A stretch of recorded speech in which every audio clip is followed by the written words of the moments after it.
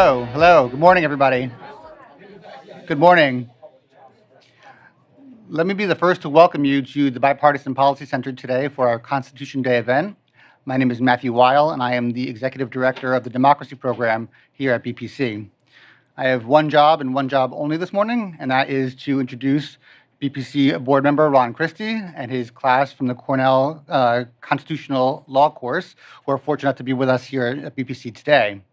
Ron is the CEO of Christie Strategies, which is a communications firm here in Washington, D.C. He has served as a senior advisor to congressional leaders, and he has such in real life service in the White House as acting director of the USA Freedom Corps and special assistant to the President George W. Bush. He also has some not real life experience in the White House as an actor on the TV show Veep. So, Ron, welcome, and come on up to this stage. Thank you. And House of Cards.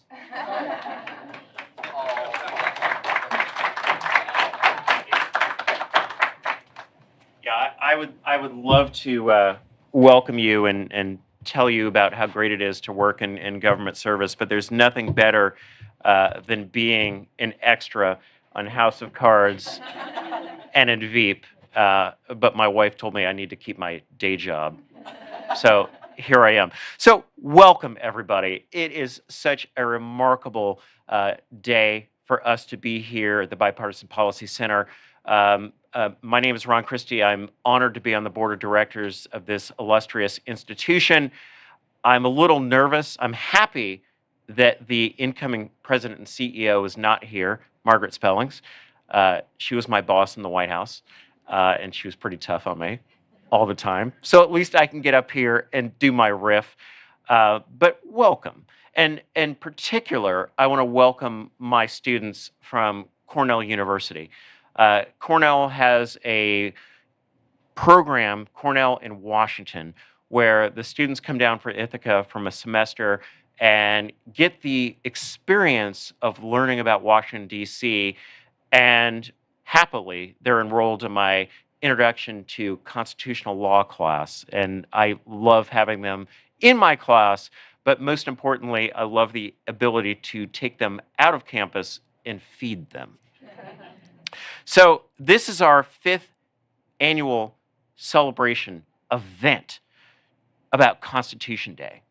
And today's panel that you're going to hear from this illustrious group of students is challenging cancel culture. Can Gen Z change course? The worst thing I can say to you for also being a professor at Georgetown University is that during the George Floyd demonstrations that my students said to me, we feel this is the only safe space on campus. Because if we say anything or if we do anything, we're going to get canceled. But 236 years ago to the day, there were folks who were meeting in Philadelphia, and 39 delegates out of 55 signed their names to this document that's called Constitution of the United States. And I say how important this is that they signed their names, because my students know the Federalist Papers, Alexander Hamilton authored 51 of these under the name of Publius. Why? Because at that point in American history, it was dangerous to put your name on a document. But you had 39 signatories that said, yes, we will sign this Constitution of the United States. And I would say to you, interestingly also, 11 years prior, they signed the Declaration of Independence in the same room. But on this day, as we celebrate the constitutional principles that created our government and our system of governments, it's for the people, by the people, most importantly, the people. And you look at that preamble, and what did the first opening words say? We the people. It's we the people. And I would say to you the importance of Constitution Day. It's not just Constitution Day. It's Citizenship Day. And you look last year on this day in 235 ceremonies across the United States, we had 19,000 people who were immigrants, who came from points across the globe, who on this day last year became US citizens on this day. And it's so important that you're here, and it's so fitting that you're here on this day, on Constitution Day and on Citizenship Day, because we maintain our constitutional principles and our values by exercising our right to citizenship. And among those virtues of citizenship are respect for our freedoms, including the freedom of speech, First Amendment, tolerance for different viewpoints, which our illustrious panel will discuss in great detail, and the ability to forge constructive compromise, right? I don't have to be right. You don't have to be wrong, but we can at least come together and say, we agree where we agree, but we can respectfully disagree if we can't find consensus, but at least we do it in a tolerant and a respectful manner. And so the student leaders in this panel are well versed in taking up this challenge. And the challenge is, how do we address cancel culture? And how do we address self-censorship and ideological intolerance by living out our democracy's foundational values while showing the courage and empathy that's needed for open and honest conversation on campus. And I encourage you, if you have not picked up a copy of this on Constitution Day, to get one.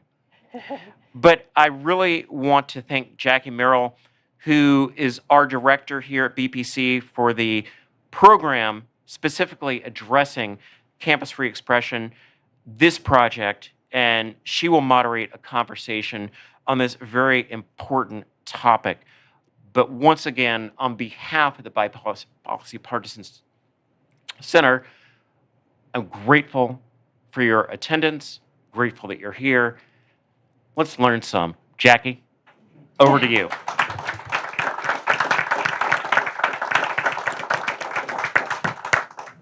Well, thank you very much, Ron and Matthew, and I want to add my welcome. Again, I'm Jackie Pfeffer Merrill, Director of the Campus Free Expression Project, and I want to welcome everybody in the room. I want to welcome our online viewers as well, and I want to have a special thank you and welcome to our students, who I will now briefly introduce. So Megan Womack is a senior at Michigan State University. She is editor-in-chief of the independent student-led newspaper, The State News. Justo Triana is a junior at Syracuse University, a Narratio Fellow recipient. He has published a book of poetry and published on free expression issues and other political commentary. He has just founded a group called The Symposium, which reflects his experiences as a classical civilization major. Amy Trask is completing her associate's degree this semester at Santa Fe College. I want to say that's not in New Mexico. It is in Florida. She is a senior fellow with the Intercollegiate Civil Disagreement Program Partnership. She is captain of her school's ethics bowl team, and she was honored with the award of Best Senator as she portrayed Senator Blumenthal at the Model U.S. Senate this year. And Rachel Leah is a third-year student at the University of Virginia School of Law. After she completes her law studies this year, she'll be clerking at the Middle North Carolina District. She is a president of the Common Law Grounds Club at the University of Virginia Law School. So welcome and thank you, all of you. I am going to moderate a conversation amongst our student leaders here today, and then we'll open it up to questions. And I encourage you, for those of you who are looking online, you can submit your questions at any time at the hashtag BPC Live on Twitter or on the chat function on YouTube and Facebook. So I am going to start, Amy, with you. So what is the Intercollegiate Civil Disagreement Fellowship? Just in brief compass. Sure. It's a consortium of 5 different schools from across the country with the objective of changing the lenses in which we view conversations and people. So coming from a place of wanting to understand and viewing people as people. And one thing that's really interesting is that you hear a lot of discourse about civil discourse, but this is the civil disagreement partnership. And you said you wanted to help people think about disagreement in a different way. What briefly did you mean by that? Sure. So we want to take it from defense to offense. So we want to take it from a place of from viewing from the lens of wanting to persuade or wanting to argue or wanting to change someone's mind, to viewing it from a lens of wanting to understand, wanting to find out what makes you you and what makes you think. So if we can view people as people, it would be easier to relate and to see our similarities and our common grounds in wanting to work together. Thank you. Justo, I think I'll turn to you next. So, I appreciated Mr. Christie mentioning that this is also Citizenship Day. I am a naturalized American citizen, and I wasn't naturalized on Constitution Day, on Citizenship Day, but in a 4th of July ceremony at the William Paca House, who was one of the Maryland signatories to the Declaration of Independence. And you spoke to me about your experience as an immigrant, and you said when you got to the United States, now is the moment. I'm going to really be in a culture that welcomes open exchange. And you have found, though, that there's an intolerance on campus. So what did you mean by that? Yeah, so when I came here, I came thinking, the U.S. doesn't have any problem with free speech. But I realized that there were issues that were extremely difficult to talk about and people were avoiding. So I started publishing articles. And I think the moment where I faced censorship in America for the first time was when I had an article that was approved and edited by the editors of the Daily Orange, which is independent student newspaper that is closely related to Syracuse campus. And 2 hours before the article was about to go live, the editor-in-chief calls me and tells me, hey, we like your article, but we cannot publish it. So you have to change this, this, and this. Basically, you have to rewrite the whole thing for us to publish it, right? And he was referring specifically to the parts where I was being more critical of the university's double standard regarding freedom of speech. So I said, no, I will not publish it there. And I ended up publishing at the College Fix instead. But honestly, that external censorship is not what concerns me most. What I'm really worried about is self-censorship, which you can see on a daily basis. Mm-hmm. I've seen. Yeah, can we? I want to come back to that in just a second. Yeah, I want to make sure our everyone here gets to hear from everybody on our panel here, and I want to turn to you next, Rachel. What is Common Law Grounds? Common Law Grounds is a student organization at UVA Law dedicated to fostering conversation across the political divide. In some, we do this by hosting monthly roundtable discussions where the topics are of political, social, legal importance and invite the law school community to come and engage in respectful dialogue.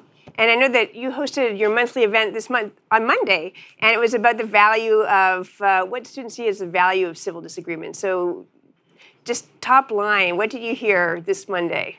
Yes, so I think I have to preface it by saying that the law school community is 900 or so folks, and we had probably 15 to 18, so certainly not, vastly representative, but I will say that everyone at our event felt strongly that there is value in conversations across the divide, and where we found disagreement was, how do we get there? What are the limits? How do we build the trust necessary to be vulnerable in those kinds of conversations? So interesting agreement, but certainly points of disagreement within. And Morgan, I want to come to you. So Morgan had the really challenging job of being one of the student journalists who was covering a mass shooting at Michigan State University that took place this February. And I'll just pause. That's a heavy way of introducing a question.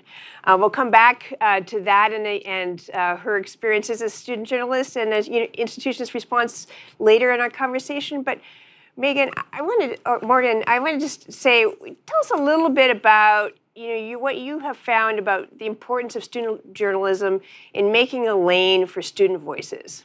Yeah, so I think my student publications run all by students, and I think that we have the best pulse on student voices on our campus. We know the issues that matter to students because we are students. We hear them talking in their classes about issues that matter to them. So we're able to go and cover things that our students care about, and I think that that's important to amplify their voices and just hear the issues that matter to them.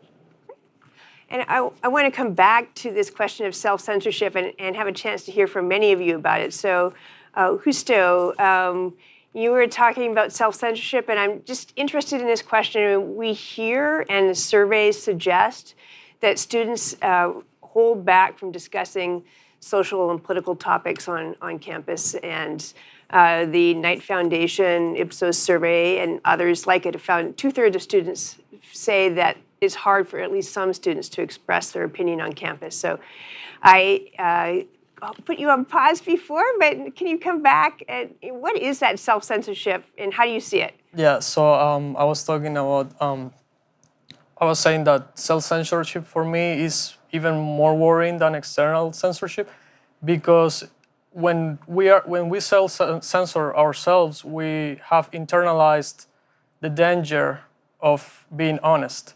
And I think that's something that is extremely bad for our society, and that's something that I experienced in Cuba and that I don't want here. And I've seen plenty of students that are afraid of speaking their minds because they don't want to be socially isolated. And at the same time, I've met plenty of professors and I've talked to them from all across the political spectrum who avoid really important topics just because they're afraid that they will lose their jobs if some student complains. So yeah, if we're living in a culture where both students and professors are afraid of speaking their minds, then we're an intolerant campus culture. Mm-hmm. Amy, do you see that self-censorship? Oh, yeah. So in Florida, it's very, very, very partisan. And so there is a fear in class, on campus, and in our daily lives that if you say the wrong thing, you're the enemy. You're no longer human. And at that point, you become canceled. And so in order to avoid being canceled and avoid becoming public enemy number one, it's better to just be quiet. I wanted to explore that a little bit more too, but you use the word trust, Rachel. So I think I want to come back to asking you about that. But what do you see in terms of self-censorship? Is that something that you observe or you see something different? I think I see that to some degree. I think what I see more is people expressing themselves freely within their own sort of echo chambers at the law school. And that is sort of my concern is, I don't know if people are keeping themselves from talking, but I think they might be keeping themselves from talking to certain people about certain things. And I think that concerns me a lot as well. And I'm really interested in, as you said, building the trust for groups that might be talking about issues in different fashions, but not wanting to talk to each other, how we can make that happen. Yeah. What do you think is the number one hard topic to talk about? I think that there's a lot. I think sort of the confluence of identity issues in general, especially in higher education, are hard to talk about. I was also discussing earlier, I think in the law school space, it's hard to talk about the criminal justice system and policing, and I think that's sort of uniquely a law school issue that might be difficult to talk about, but there's certainly a lot. Yeah. Others, what's the hardest thing to talk about? I'd say it's gender identity. Mm-hmm. I'd say gender identity as well, and probably criminal justice reform. I'm not really sure. I mean, after the shooting, there was a lot of conversations about gun control on campus that students were having, but within our administration at MSU, it's more like Title IX issues, things like that. And on this trust question, Rachel, so Common Law Grounds has a governing board, and you described to me a really unique mechanism that the board has adopted to kind of build up the trust and framing of the project. Could you tell us about that? Yes, I think that having institutional trust, campus-wide trust of your organization being sort of a legitimate body to have these conversations is so important. And a big way for us to do that is when you apply to be on our managing board, you rank yourself on a scale. 1 being the most liberal, 10 being the most conservative. And as we pick the new members of our board, it's very important for us to not end up leaning one way or the other inadvertently, because we're framing these questions, we're inviting the law school. The law school knows who our board members are, and we want to avoid, being sort of painted as one-sided, and that's really important to us. I calculated it last night, and the average I think is 4.85. So we're pretty close to the middle, but it's not all 4s, 5s, 6s. There's people on both sides of the aisle on our board. Yeah, I think you said you had 2s and 3s and 8s. We have some 3s, we have some 8s, we have a 1, so. I want to talk about these kind of institutional questions and come back to you, Morgan. So you've written about how in the wake of the shooting at Michigan State University that there were pressures on the press freedoms of student journalists. Can you just tell us what happened? Yeah, so I think after the shooting, there was a lot of student questions on why did this happen, things like that. And we struggled, I think, collectively as student press, but as press in general, to get that information from MSU. I know it's hard during a shooting, but a specific event that I could point to is over the summer, there was a student memorial to honor the lives of all students who passed throughout the academic year. That's a yearly thing that happens at MSU, and we wanted to go this year to cover it. And general public was allowed, students were allowed, anyone was allowed to go. And when we had asked members of MSU Communications for more information about where the event was, we were told that media wasn't allowed to go. And a reporter went to the event anyway because it was very public. And I think that press should have rights to any area that the public does. So the reporter went, and the second that he, walked in there, someone from University Communications, it was an event outside, someone from University Communications went up to him and said that if he were to pull out his camera, he would be asked to leave or told to leave, that we couldn't cover the event, that maybe we could watch a live stream. But that was kind of frustrating because we wanted to be there to share the stories of our students. And another instances after the shooting, there were these cards that University Communications created that students could hold up to members of the press. I know there was a lot of national media that had kind of parachuted in, had been there, and students were kind of feeling pressure to talk to the media.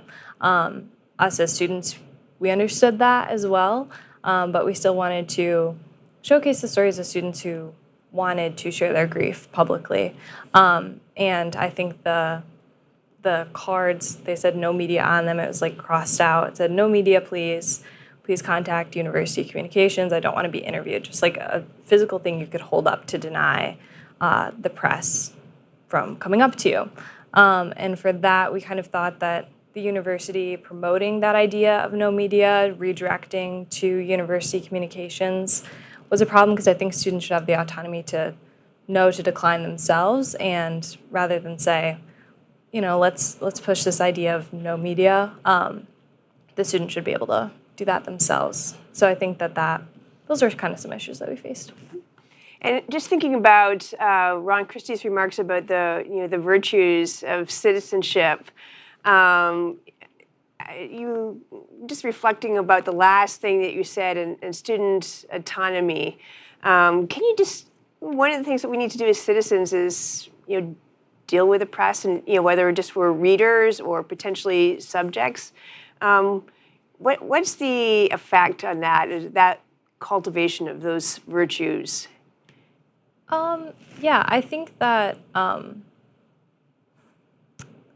that's a good question. I think that the idea of being nervous about media or being scared of media is a little bit frustrating for the university, I guess, to be promoting, because we're here to tell the stories of students and we're here to talk to students who want to. We're not going to bother them if they don't want to be covered, especially in grief. And I think that, yeah, I think that they should be able to, decline respectfully if they would like to. And yeah. Great. I just want to mention we'll be opening it up to questions in about 15 minutes. So for those of you who are in our online audience, you can submit a question on Twitter using the hashtag BPC Live or in a chat function on YouTube and Facebook. Amy, I want to come back to you. So you're in Florida. That's a hot spot for free expression issues these days. And Santa Fe College is just down the road. It's like 10 minutes drive from the University of Florida. And when people who are your peers saw the shout down of the then presidential nominee, Ben Sasse, I heard you say, we felt we could do better. So tell us about how you and your peers responded. Sure. So just briefly for anyone that doesn't know what happened, when Ben Sasse came to speak at the University of Florida, there was kind of a riot. Some students kind of made their way in. They were pounding on the door demanding that he leave, and it became such an issue that he ended his session early and left. At Santa Fe College, a lot of folks disagreed with the decision. They may have had similar sentiments, but a lot of the students felt that we could have had a conversation about it. We could have handled it a little bit differently, but it is a different climate than Santa Fe College. University of Florida is a four-year school. Santa Fe is a community college with all different demographics. So it was quite a challenge. And I want to ask you about that last community college piece. What's the, I think that's a very important kind of educational institution. About 40% of undergraduates are enrolled in community colleges. What's the value of civil discourse for a community college? Oh, it's huge. In a four-year institution, they're predominantly progressive. They're predominantly room and board, so you have a lot of the similar demographics, similar age. I think on a community college level, you have 16-year-olds, but you also have 70-year-olds that are coming back. So you, if you teach the fundamental skills of critical thinking and conflict resolution and civil discourse, you're reaching more than one circle. You're reaching all different kinds of demographics, and I think that is so valuable in changing the conversation. And one of the things that's important, but that has a hometown impact. The school is in the community where the students live and are planning to stay. And Justo, you're actually also in your hometown at Syracuse. Yes. Can you talk about the kind of town gown questions and your role as a student looking at controversies in the broader Syracuse community? Sorry. Oh, sorry. Can you repeat the question? Yeah, I apologize. No Al, I know you were interested in some of the controversies just in Syracuse and more broadly. For example, the Christopher Columbus controversy. Yeah. So in the city of Syracuse, there was a controversy, or there is a controversy about the Columbus statue. Some people want it removed because they see it as offensive to the Native American community, and some other people want it to stay. So I gave my opinion. I wrote an opinion piece on it, and my argument is basically we have to respect what other generations have thought. And in the case of the Columbus statue, it was put there by Italian Americans. It was paid for Italian Americans who were a large part of the Syracuse community in 1938. That was their choice, and they they did it because they loved this country, and they did it because they had pride in their heritage. And I think those are values that any immigrant can relate to. So yeah, that's why I wanted Statue to stay, because I think it's more about finding a sense of community in a new place. One of the questions that I want to ask all of you is, we've talked a little bit about the student culture. If you had advice for your student peers, what kinds of advice would you give to other students who are thinking about how to engage in conversations that are fraught, whether it's gender identity or questions of race or immigration that are just tough to talk about? Rachel, I'll start with you. Sure, I can start, and I don't want to sound like a broken record, but I do think trust is the baseline. So I think if you're interested in having these conversations, the first step is to be a friend and be a community member and get to know people before diving into the difficult topics. Because I think you have to build sort of that layer of trust before people feel comfortable sharing their experiences, especially experiences that might be quite difficult. So I think friendship. Yeah. I'm going to piggyback on that. I think if I had advice for a peer, I'd say be bold, be brave, and be active. Go to events that have very different viewpoints than your own, and show that you're there to understand and that you're a human being and you're not just a side. You're not, just a party. Mm-hmm. Yeah. So my opinion is like a mix of the two opinions. I think you have to come from a place of empathy in order to understand other people as good as you can. But also you have to be courageous. You cannot let the empathy part self-censor yourself and your thoughts. So you have to find the balance between those two things.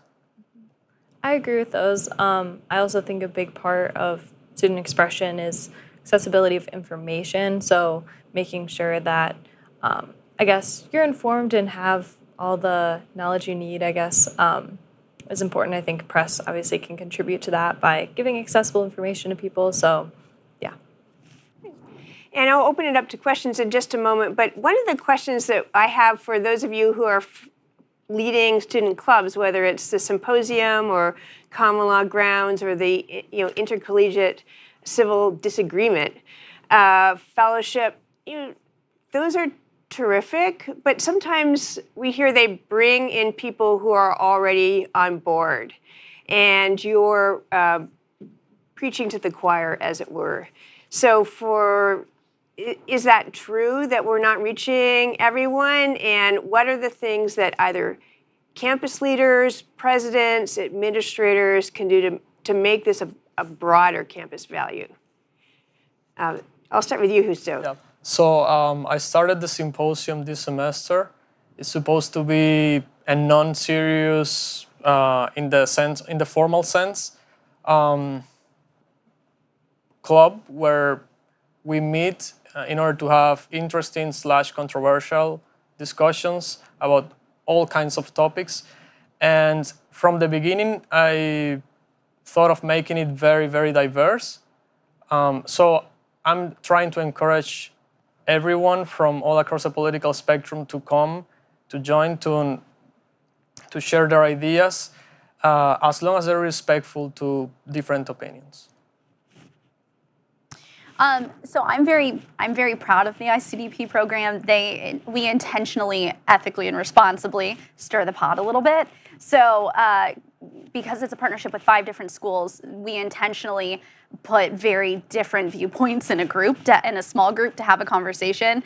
And in real time, we kind of help facilitate conversations and what it means to be a steward of peace in a conversation. So in terms of ICDP, I'm very proud of that. But if I had advice for administrators, I think there's a few things we can do on campus. I think we can ensure in our teacher contracts that there's not going to be negative repercussions of being vocal, of modeling proper civil discourse, of encouraging it in classrooms, and then inviting guest speakers of both sides, and then encouraging student dialogue, whether it's free speech zones, whether it's just events on campus where we're talking about very controversial things, and ensuring everyone has a place at the table. And do you see that administrators are ready to step up for that?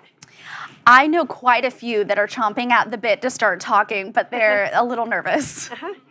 What do you feel like you're reaching everybody? Because certainly we've seen nationally that not every law school has been a model of civil discourse in the last year. I think our biggest issue, the biggest challenge we face is reaching the people that don't want to have conversations across the divide. I mean, that's sort of the purpose of the organization, and it's hard to get them in the room if they're not interested in having those conversations. I think things that we're doing to work on that challenge is I have two wonderful members of the board that are solely focused on outreach. They've reached out to every president of every student organization at UVA Law. What issues are important to you? What do your members want to talk about? So they know that this is a place where we really want to hear everyone's opinion, and it's a respectful place for discourse. I think also I want to remind the lawyers and the law students at UVA Law, it's not just, this big, I think it is very important to democracy and to the Constitution in general, but it's also very career advantageous as a lawyer. You have to understand how to have these conversations. And I think if we can frame it as a way to, listen, even if you're never going to agree with this person on the side of the divide, if you want to be a successful advocate, you have to at least understand where they're coming from. Great. I want to ask, is there a question in the audience? I see a couple questions already, so I will. I'm going to ask. We have a student leader from somebody from American University. So start first.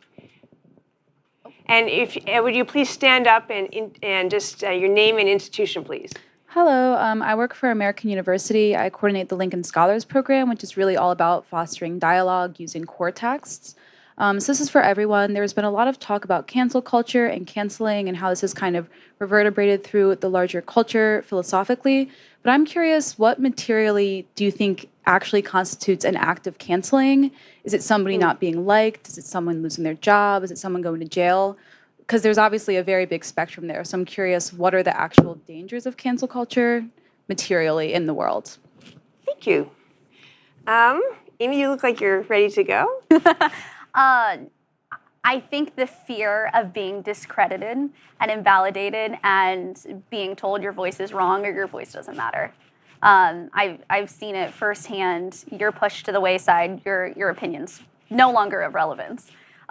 Is what happens in cancel culture, at least in the areas that I live. Mm-hmm. Yeah, I think cancel culture, an example would be what happened recently with a professor of art in Minnesota. Mm-hmm. She was basically fired just for showing an image of the Prophet Muhammad in an art class because one student complained. So I think that's one of the clearest examples of cancel culture that we have. I saw lots of hands. Others. This Marjorie Haas. Yeah. Thank you for such an inspiring panel and for the good work that you're doing on campuses. I wanted to ask about your sense of whether you see the work you're doing as retrieving something from the past or as building a new future. We're celebrating the Constitution Day, and while Constitution has a lot of lofty goals around free speech and around we the people, in practice, right, my guess is most of the people in this room would have faced exactly what you just said, living in a country where by law, their views were not respected. They didn't get to vote. They didn't get to be part of it. So do you see yourself as coming back to a sense of a history in which we had the sort of open friendship and dialogue across differences in this country and we're retrieving something we've lost? Or do you see your generation as really creating something absolutely brand new? Yeah, Amy. Thank you so much for that question. I love that question. So I would argue that the last time we were this polarized was the Civil War. And so for us, I think we're doing both. When I've talked to members of MSK and MBK on my campus, they had a lot of generational pain. They had a lot of, we're not being heard, so we feel like we have to scream, right? And so I think that we can look backwards to respect and be reverent of someone's history and someone's pain and someone's story, and use that as fuel to make a better future. To say, okay, this has happened, let's respect it, and let's turn it into progress. And for that, it allows us to say, what are we going to do today to affect tomorrow? If not us, who? If not now, when? So. And we have a similar question I want to add from online, and so that we can add to Marjorie Hass's question and hear from others. Joseph asks, polarizing issues, for example, transgender rights, are urgent with very high stakes. With that in mind, what is the goal of across the aisle conversations? What material changes can they facilitate? So Rachel, maybe I'll come to you. As you've already mentioned what it means to be a future lawyer, to this question about what are we actually trying to get done? Right. I think this is actually something we discussed on Monday when we were talking about what actually is the value, right? What's our goal here? What is this actually doing? Or are we chasing some abstract notion that nobody actually knows if it's going to be useful? And I think that there's some intangibles in having these conversations. I think that it makes you a more empathetic person. I think it helps you understand complex questions and difficult things to confront. I also think, like, from a policy perspective, from a legal perspective, you're able to understand arguments, you're able to see which points you can concede without giving up your own argument. You find those points of substantive disagreement, and either that's something beyond the pale that you're not willing to sacrifice, or there's a greater goal that everyone can agree on and we can find somewhere along the way. And whether that's compromise or whether that's sort of like incremental steps forward based on finding, I guess, like the logically anterior point of we disagree about this, but we actually agree about this. Maybe we just disagree about how to get there. And I think digging a little deeper to find where we're really disagreeing can have profound substantive effects. Mm-hmm. Morgan, I see you nodding your head there. Oh, yeah. I was going to agree. I think that giving people different perspectives, I mean, my role in the media, I think, is giving people information that's accessible to them and giving them the opportunity to see other people expressing themselves. And I think when they have the information that they need, or when they're able to see another perspective from an unbiased organization, that's when they can kind of, I guess, form their own opinions or express themselves appropriately.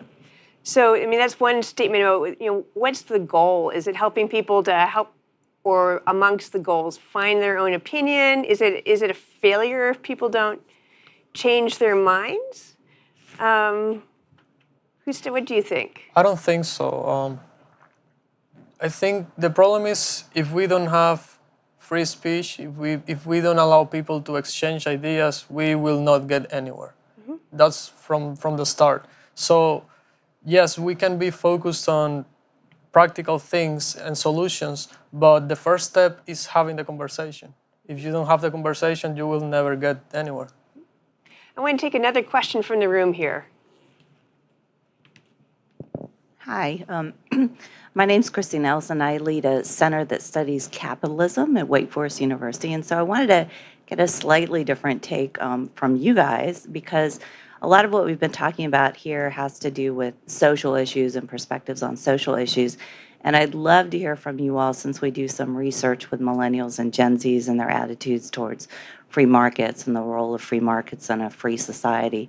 Sort of, where does that come into your conversations in, the kind of discussions or disagreements, and how do you think about that as part of your overall mission and an idea about constructing a civil society based on freedoms, right? Mm-hmm.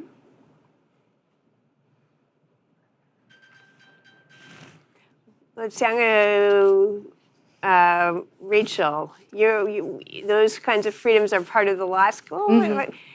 What about the economic questions? I think the economic questions come up in a lot of our discussions because I think even if we're talking about something social on a grander scale, a lot of times how we're going to get there implicates a lot of economic issues and economic freedom, or what's the route we're going to get there? Is it more regulation? Is it less regulation?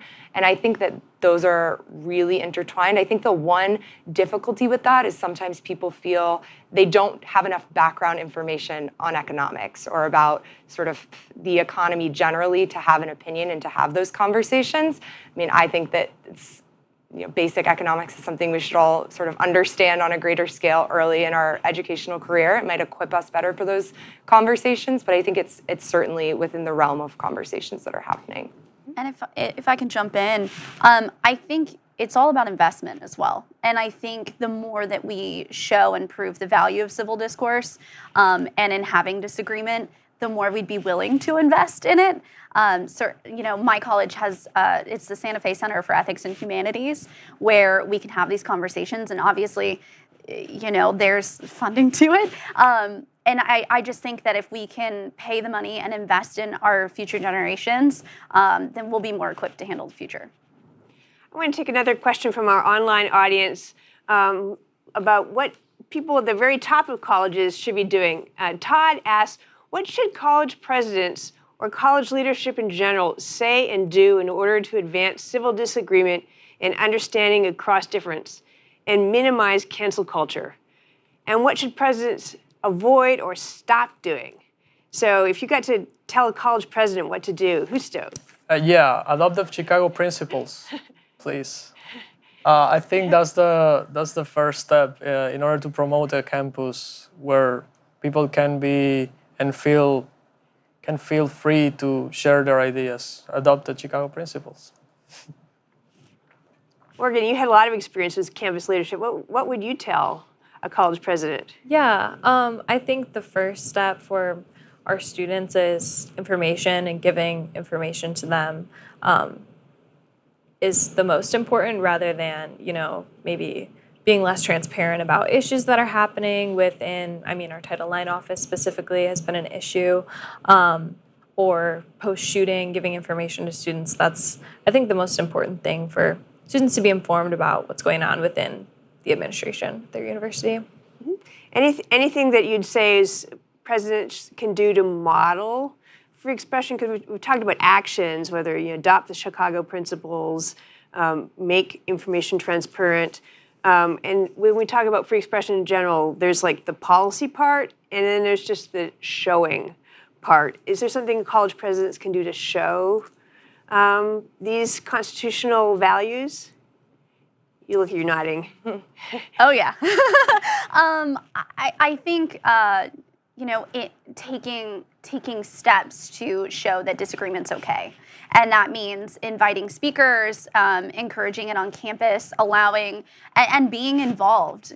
Go to all the club events and learn what your students are saying, have a pulse on the conversations. That's hugely important. I think also, being accountable, saying, hey, we could do better. Let's take steps together. Let's work together. And then being transparent when there are issues on campus. And then when you are transparent, then doing something about it. Step A, step B. So being transparent about what's going on campus, where our problems are, and then doing something like holding ethics slams or holding a free speech zone or something where students feel like they're free to talk.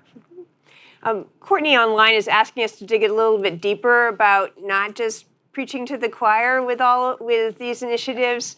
What are the best practical ways to convince college students who are already in particular silos, who are prone to cancel culture or to riot, to reconsider and to listen respectfully?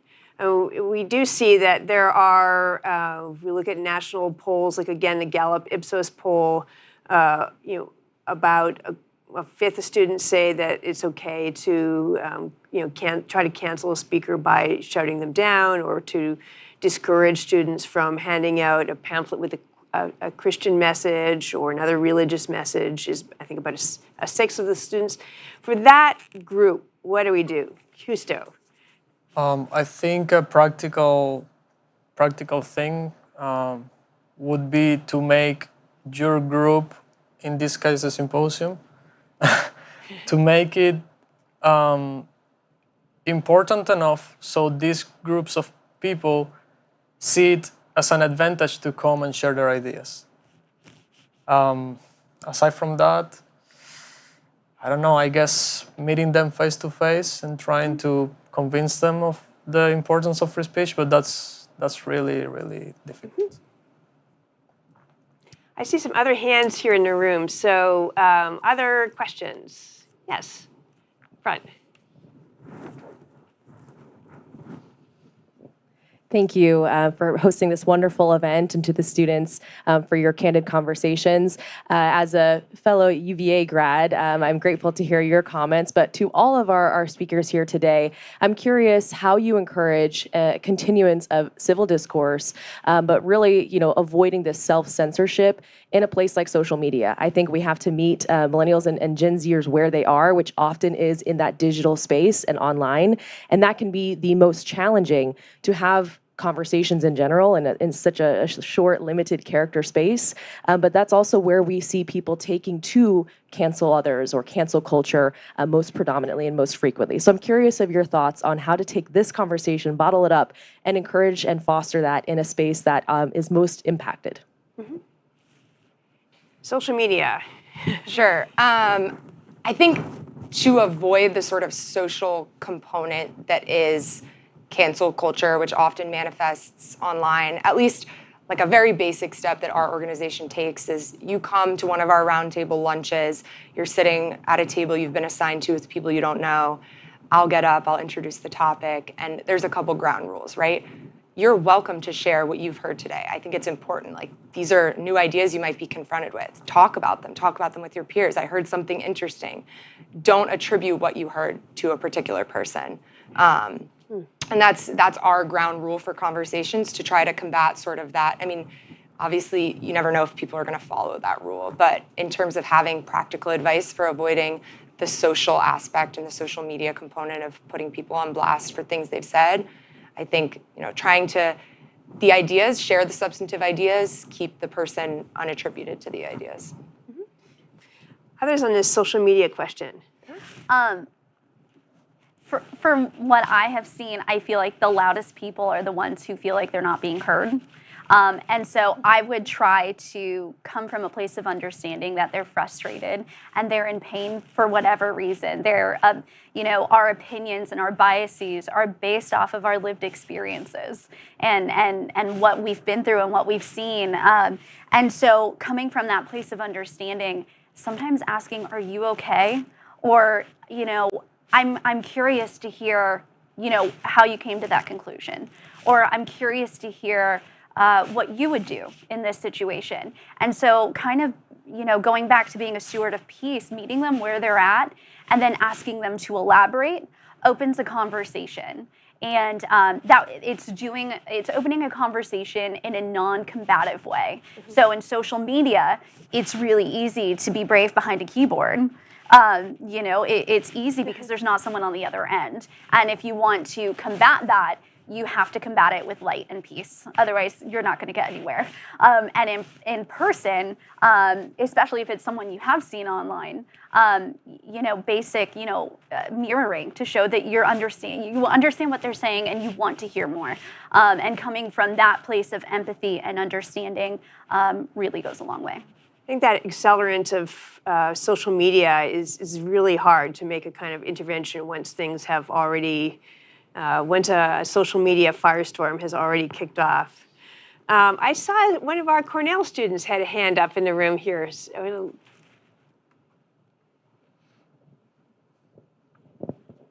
Hi, I'm Helen. I'm a student in Professor Christie's class at Cornell.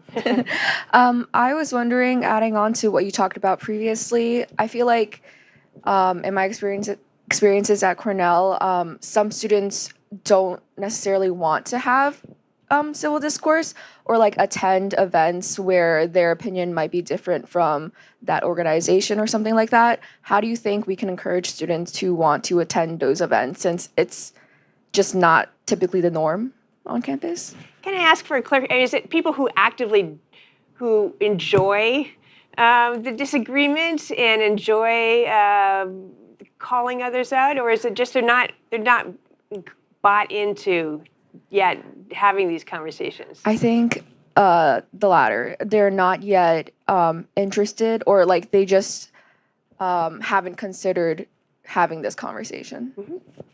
Yeah, Justo. I think that's where the role of the professor comes into play. Professors have the power of saying, hey, the whole class is going to this event, like it or not. Extra credit for everyone who goes to this event. Yeah, like, I think that's a very good way of encouraging free speech, you know, expose people to what they don't want to hear. Expose them. I think about free speech as a vaccine to intolerance. You know, I think that's what it is. Just expose them to the thing, so when they get to real life, they know how to handle it.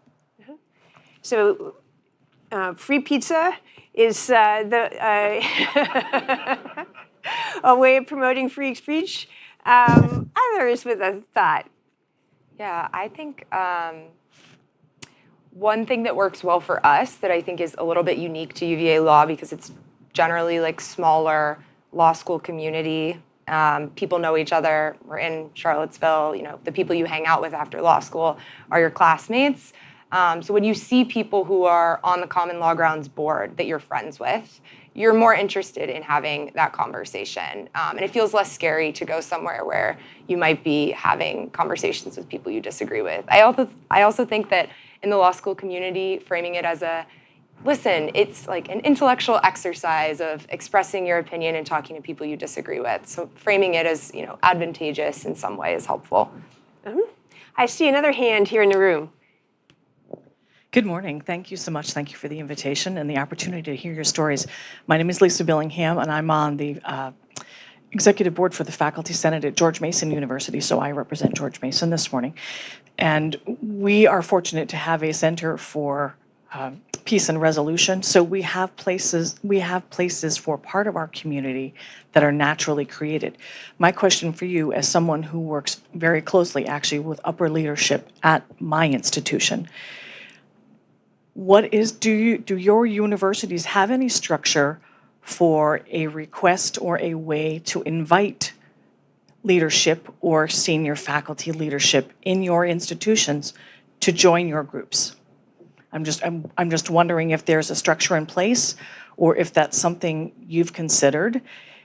I would be someone that if I could get to any of your schools, I'm close enough to come to yours. I would come visit if you would let me come, right? Yes. And I would be in, you know, I can travel to Syracuse. I can make that happen. So I guess my question is, as a faculty member, and I will tell you, I'm protected. I am a full professor, so I know that I am protected, and I watch. I'm very protective of my tenure track colleagues. If you would talk to, how approachable do you feel your leadership is, or how have you been opening your doors to people coming to join your groups from faculty leadership or student leadership or your student senate leadership? Thank you. That was a long question. Rachel. Sure. Our invitations for roundtable events are open to the entire law school community. And we've had several occasions where law professors come and sit at a table with all students and have these conversations. I find that particularly exciting when they are experts in their field. I think that they sort of are great at guiding conversations. So that's been wonderful. I also think Dean Goluboff is the current dean of UVA Law. She, has reached out to all organization presidents to have a dinner with us so that, she can hear what our organizations are up to this semester. So I think that interest is there at UVA Law, and it's been wonderful to have professors at the table. Morgan, do you have connections with the faculty as a independent student-run journalism outlet? Yeah, because we're independent and not part of the university, I think that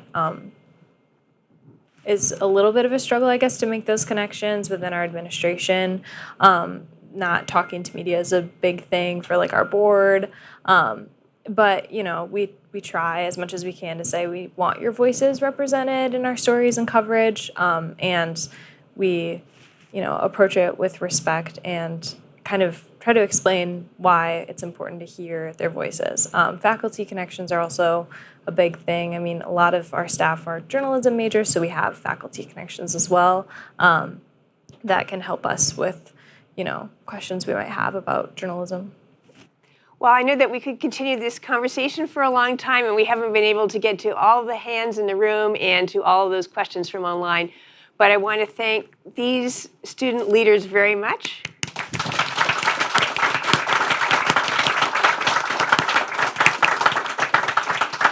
And I want to thank everybody who joined us online and everybody in the room 236 years ago to celebrate the Constitution and the signing of the Constitution. And I think it's important that while 39 signed, as Ron Christie mentioned, 14 didn't. And those people were equally committed to the success of our republic. So you really have the importance of disagreement.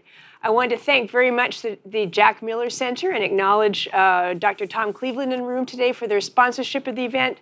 I want to encourage everybody in the room and online to follow BPC on our YouTube page, on Twitter, and by signing up to our Campus Free Expression newsletter on our BPC website, bipartisanpolicy.com. It's the beginning of the fall semester for everyone, and I'm just wishing everybody a very successful and happy fall semester, and that we all stay in person. So thank you again.